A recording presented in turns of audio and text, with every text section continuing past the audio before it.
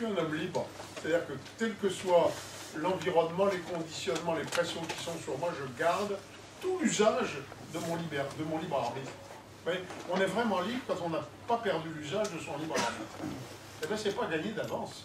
Regardez l'alcool, le cannabis, etc. Quand un jeune dit « je suis accro », ça veut dire qu'il a perdu toute liberté. Or, personne ne l'a obligé, au départ, à se droguer. Donc, il faut bien distinguer cette capacité que nous avons de choisir nos actes avec la liberté ou l'esclavage qui sont le produit de l'usage. Si on fait un bon usage de son libre arbitre, ben, on garde la capacité de continuer à conduire, mais c'est exactement comme une bagnole. Regardez, vous vous servez mal du système de direction ou du système de propulsion-freinage, vous vous mettez dans une paroi rocheuse ou dans un ravin, vous ne pouvez plus vous servir de votre bagnole. Ben, le libre arbitre, c'est exactement la même chose. Vous vous servez bien de votre libre arbitre, vous continuez à pouvoir vous en servir toute votre vie, à continuer à faire des choix, vous vous engagez dans une seringue comme l'alcool, les fringues, le cannabis, l'alcool, tout ce que vous voulez, la musique, enfin il y a des tas de gens qui sont esclaves en fait. Alors c'est ça qu'il faut faire comprendre très jeune aux enfants, vous voyez. D'abord, il faut leur donner des habitudes bonnes, parce que l'homme est un être d'habitude, et que c'est beaucoup plus facile de prendre des bonnes habitudes que de se débarrasser des mauvaises. Hein. Donc il y a des habitudes à donner aux enfants, avant qu'ils aient l'âge de raison, et on va voir lesquelles. Et puis ensuite, quand ils ont l'âge de raison, il faut leur apprendre, voyez, à discerner, à servir d'une façon interrogative et critique de leur intelligence, et puis à savoir se servir de leur volonté. C'est-à-dire à savoir prendre des directions parce qu'elles sont bonnes, ou s'interdire des directions parce qu'elles sont mauvaises. C'est tout ça l'éducation. Ouais.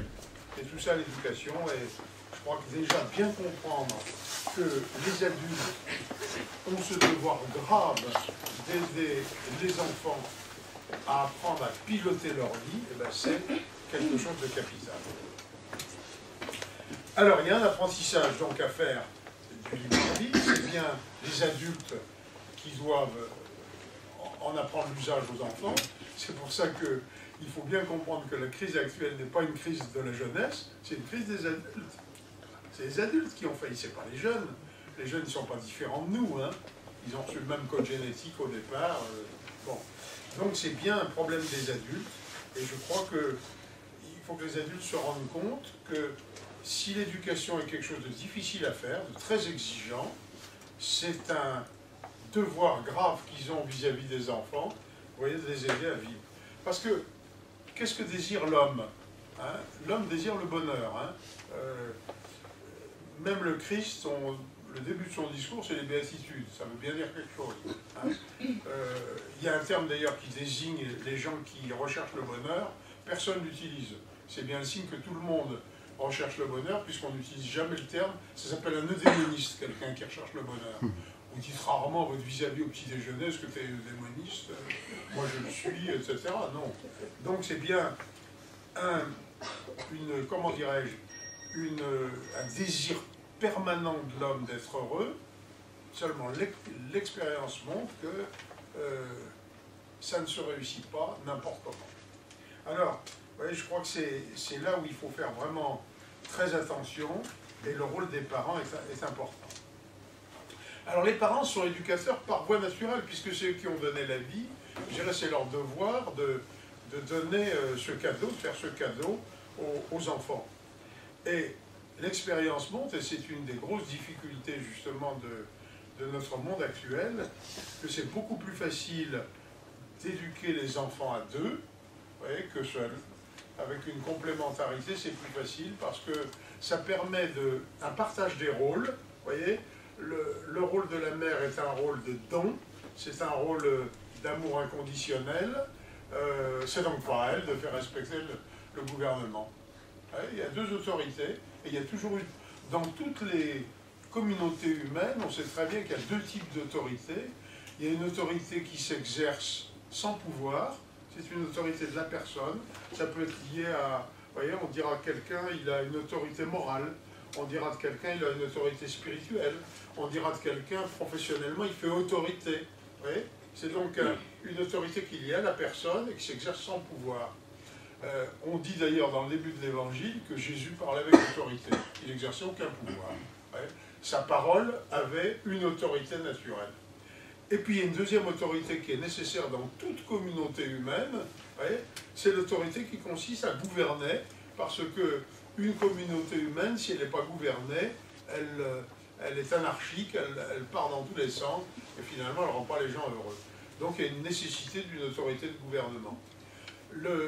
La richesse de la femme étant sa richesse de sensibilité, comment dirais-je, cette intuition qu'elle a, beaucoup plus forte que chez l'homme, de l'être profond de l'enfant, ça lui donne une capacité de don à l'enfant et d'autorité qu'on pourrait appeler l'autorité de l'amour, hein, ce qui ne veut pas dire que les pères n'aiment pas leurs enfants, mais les pères ayant moins cette sensibilité qui vulnérabilise la mère, ils ont une capacité plus grande de faire respecter les règles du jeu et notamment de poser des limites. Vous avez aujourd'hui des tas d'adultes qui se plaignent, vous voyez, a posteriori, que leurs parents leur ont jamais posé de limites. Ils se sont retrouvés dans des seringues. J'ai malheureusement, moi, des copains de promotion et tout, qui ont perdu des enfants du sida parce que les enfants, n'ayant jamais eu de limites, ils ont fait des choses qui les ont amenés tout droit au sida. Ouais. Donc, l'amour hein, s'exerce de deux manières, soit sans utiliser de pouvoir, par une influence, hein, une stimulation d'amour, hein, quelque chose qui pousse l'enfant à grandir, et puis à l'autre qui s'exerce avec une capacité de sanction aux deux sens du terme. Ouais, dans le gouvernement, on sanctionne dans les deux sens du terme, c'est-à-dire qu'on récompense les mérites et on punit les fautes. Le terme est curieusement le même, alors que c'est deux choses qui ne sont pas symétriques. Récompenser les mérites, voilà, et puis punir les fautes. Ouais. Parce qu'il est clair que s'il y a un interdit et que quand il est transgressé, il n'y a pas de sanction, c'est comme s'il n'y avait pas d'interdit. Et donc il y a beaucoup d'enfants qui ne sont jamais sanctionnés pour une transgression d'une règle du jeu. C'est d'ailleurs leur rendre un très mauvais service, parce que dans toute la vie, ils vont tomber dans des communautés humaines, ne serait-ce que le monde du travail, hein, où il y a des règles d'hygiène, de sécurité, de droit du travail, etc. J'ai été moi-même longtemps dans le monde de l'entreprise, j'ai dirigé une usine dangereuse. Je peux vous dire que dans une usine dangereuse, hein, je dirigeais une usine qu'on appellerait aujourd'hui une usine Céveso. S'il n'y a pas une rigoureuse discipline, vous voyez, pour respecter des règles, ben on part en chaleur et lumière. Hein. C'est aussi simple que ça. Donc l'autorité de gouvernement, c'est une autorité incontournable, nécessaire. Et aujourd'hui, malheureusement, beaucoup de nos contemporains ont perdu cette notion de cette nécessité de gouverner et donc de sanctionner. Alors, je reviendrai ou cette fois ou plus tard sur le problème de la mauvaise définition de l'amour. Aujourd'hui, je crois qu'il y a une très mauvaise définition de l'amour parce que les gens croient que l'amour, c'est de l'ordre de l'affectif, c'est de l'ordre des sentiments, qu'il ne faut pas faire de peine à l'autre, hein, alors que l'amour, c'est un acte d'intelligence et de volonté. Je veux le bien de l'autre et je me sers de mon intelligence pour discerner le bien de l'autre et de ma volonté pour m'obliger à le faire. Comme j'ai été marié 40 ans, je peux raconter sans aucun problème, et je le fais chaque fois que je fais des préparations de mariage. Je dis, il y a des jours, le conjoint, il vous sort par tous les pores de la peau, comme la soupe au poireau, vous avez envie de le foutre par la fenêtre, c'est le jour où vous le foutez